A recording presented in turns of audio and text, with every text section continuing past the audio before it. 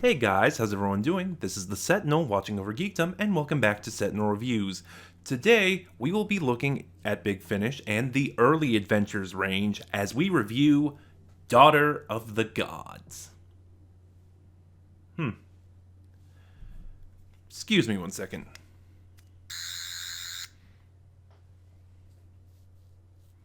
Now let's try the other one. Perfect. Anyway, Daughter of the Gods, released in November of 2019, written by David K. Barnes and directed by Lisa Bowerman. Daughter of the Gods stars Wendy Padbury as Zoe Harriet and the narrator, and Fraser Hines as Jamie McCrimmon and the Second Doctor. Also featured in the cast are Peter Purvis as the narrator, Stephen Taylor and the First Doctor, Nicholas Briggs as the Daleks, and Ajaz Awad as Katarina. As always, I will be talking spoilers, so this is your only warning if you have not heard Daughter of the Gods. And this is also a special release because this is the 5th anniversary of the Early Adventures range, and what better way to celebrate than a multi-Doctor story? Par for the course per anniversaries in Doctor Who. And Daughter of the God, well, no. I'll start by talking about the Early Adventures, because if you haven't watched my unboxing videos, I haven't really gone over the Early Adventures in my reviews. The Early Adventures are a range of First and Second Doctor stories told in the 60s vein of the show. So, for example, developments and additions to the show's mythos that came after the 60s are not told in the Early Adventures. For example, in the War Games, Patrick Troughton's final story, it is only then that the Doctor's race is named the Time Lords. Similarly, in the Jon Pertwee era, the Time Lord's home planet was named Gallifrey, and the process of change was named Regeneration. So similarly, those plot developments, those bits of mythos, are not brought up in the Early Adventures. And the Early Adventures themselves are great. After The Diary of River Song, it's probably my second favorite range from Big Finish. So, the plot of Daughter of the Gods, and I'll sort of ghost over the plot real quick and then get to the cast and talk some more about the Early Adventures. Anyway, the story opens in the TARDIS. Jamie and Zoe are trying to find the kitchen, and they find a cupboard, a closet of the Doctor's assorted knickknacks. And Zoe finds something that, a device, I forget what it's called, that detects other time machines moving throughout the vortex. And Zoe, believing her intellect is on par, if not superior to the Doctor's, finds this essential, a safety feature, which, there's a logic to that. So she goes to plug it into the console. And that's one thing I like about Zoe. I haven't really talked about her much either. She sees herself as smug and superior to the Doctor, but it never comes off as annoying. It never comes off as poorly written. In some ways, she is often validated. She is basically Adric if he was written better. Disclaimer, I've heard Adric is written better in the Big Finish audios, but I have not heard any Adric audios yet, so I only have seasons 18 and 19 to go off of. So when she plugs this in, it immediately detects another time machine coming into them, which causes a collision, forcing the Doctor and company to crash land on a planet called Urbinia. And I'll stop right there real quick because I'm going to talk some more about the cast. Wendy Padbury and Fraser Hines are great in their roles as Zoe and Jamie. They always have been. And Fraser Hines sounds exactly the same. He sounds exactly like he did in the 60s. Wendy Padbury has gotten a little older, but it's like Katie Manning. The spirit is still there. The character is still there. And you do know there's a change, but it's not in her voice, but it's not a very big change. And she also plays the narrator, which she approaches very differently from playing Zoe, which I think works. But Fraser Hines, as I mentioned, also plays the Second Doctor, and he is phenomenal.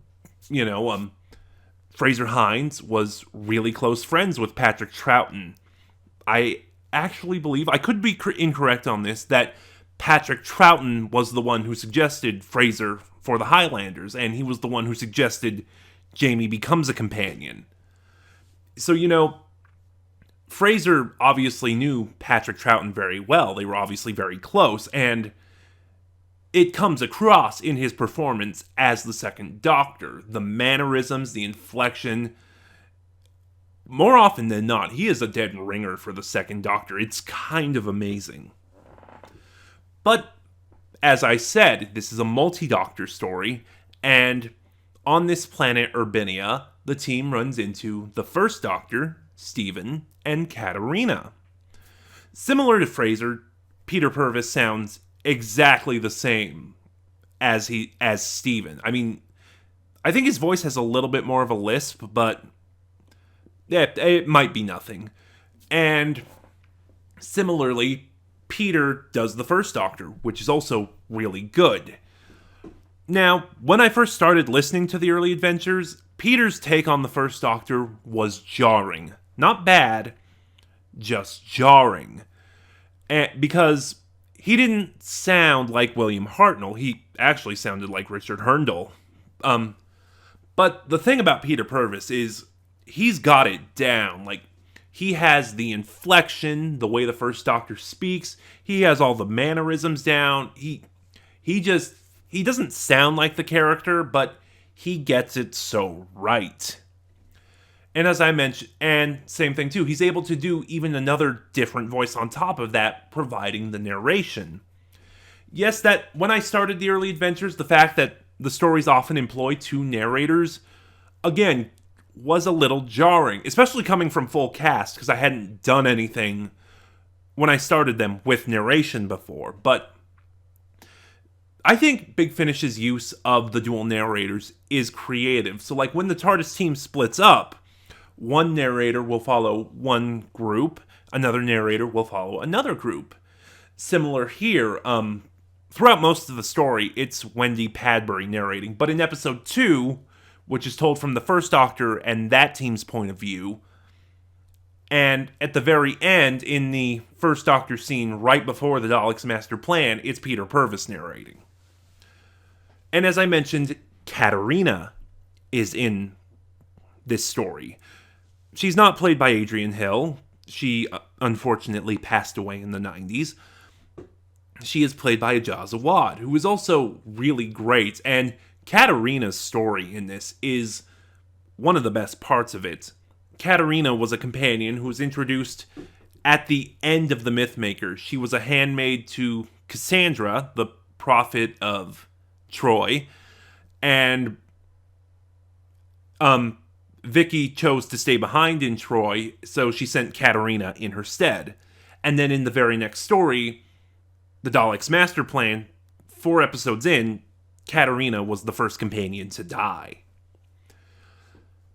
And that actually does create something interesting here, because Big Finish in the past has often said, oh hey, there's gaps here we could exploit and put more stories in. Most famously, they did it with the Fifth Doctor and Perry, and similarly, they did it in the early adventures with Sarah Kingdom, saying that the Doctor, Stephen, and Sarah had these additional adventures between episodes 7 and 8 of the Daleks' Master Plan. But that's not the case with Katarina. In fact, in the story itself, they say, no, right after leaving Troy, you're supposed to go to Kemble, where you will die. But it's actually very Stephen Moffat-ish now that I think about it, because what happened is that machine Zoe set up, put into the TARDIS, the other time machine it detected was the First Doctor's TARDIS.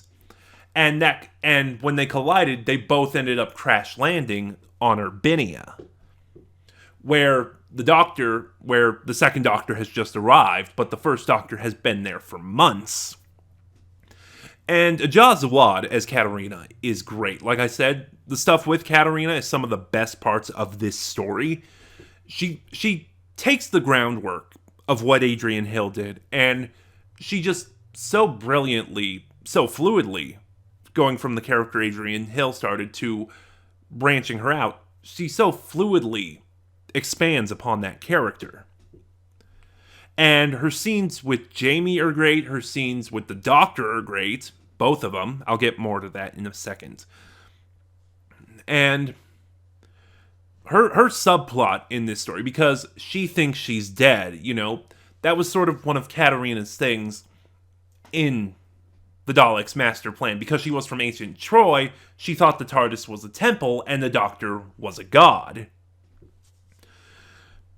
Speaking of the Daleks' master plan, the Daleks are in this story, but they aren't really a major threat. I mean, they are, but they aren't really the driving force of this story. And they are used really well here. David K. Barnes really understands the Daleks. More than that, he wrote The Dalek Occupation of Winter last year. And more than that, he understands the 60s Daleks. They are there, their presence is there, but they don't really show up all that much. It's a very minimalist style in regards to the Daleks that's used, and, it makes them more terrifying that they're not always there, but their threat looms over the planet. It's very interesting now, because of the crash in this new timeline that's created, because the Doctor never went to Kemble, because the Daleks' master plan never happened. The Daleks completed the Time Destructor, and they are using that on Urbinia. There's only really one major side character. There's a couple smaller ones, like there's a guard, there's the leader of Urbinia, and there's a pilot Steven is friends with, but really the only major one is Captain Parlos. And she is sort of the head of security of Urbinia, and she is trying to save her people, and she's really good. And there are a lot of... The sound design is good. I can't really comment on the music. I don't recall the music all that much. But my favorite part of this story is sort of the climax. The interactions with the first and second Doctor are good. I like that this is a smaller scale multi-Doctor story. A lot of times when multiple Doctors are brought together, there's usually something big at stake. The fate of the universe, the fate of the Time Lords, the fate of Gallifrey. But not this time. It's not the Doctors being brought together to stop this cataclysmic event. They're brought together almost on accident, and what they're doing, what this adventure has, what they're trying to stop, does not have universal repercussions, if that makes sense. This is a multi-Doctor story more in the vein of the Two Doctors or Twice Upon a Time. It's smaller scale. It's not a grand epic. And one of my favorite parts of this story is sort of the start of the climax, let's call it that. The second Doctor takes Katarina aside, and he explains to her what happened. This isn't how things were supposed to play out. You were supposed to go to Kemble, where we were going to stop the Daleks from completing this machine, and you were supposed to die, unfortunately. And this is where the performances truly shine, because being, as long as he's traveled, Katarina being the first companion he's ever had to die, it obviously weighs greatly on the Doctor, and you can tell from Fraser Hines' performance, the Doctor does not want her to die. If he can, he would avoid that. But he understands also the fragility of the web of time. He knows that time has to be preserved in order to, we've seen what happens when you break the web, unravel the web of time.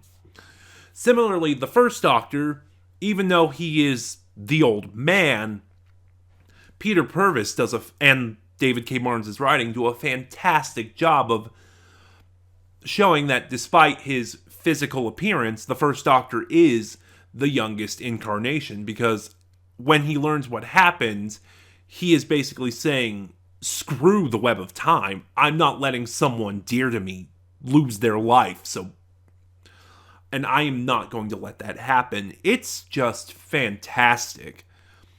I'm trying to recall any issues I have, and I really don't think I do. I mean, really, there's just some very small, minor subplots that kind of go nowhere. Like, when Jamie first meets Katarina, they're being absconded by muggers, or the Chancellor surrendering the planet to the Daleks and fleeing. But, again, nothing really major. So, Daughter of the Gods is amazing, and I would actually recommend it as a great starting point for the early adventures, and I'm going to give it a 10 out of 10. But those are just my thoughts on Daughter of the Gods. What are yours? Please start a conversation in the comments below. And remember to like, comment, subscribe, click the bell next to subscribe to get notifications when I upload. In the description box below, you will find the link to my Twitter, where you can follow me and receive updates on the channel, and you'll find the link to my Ko-fi, where you can help support the channel. This is the Sentinel, watching over Geekdom, and I'll see you guys next time.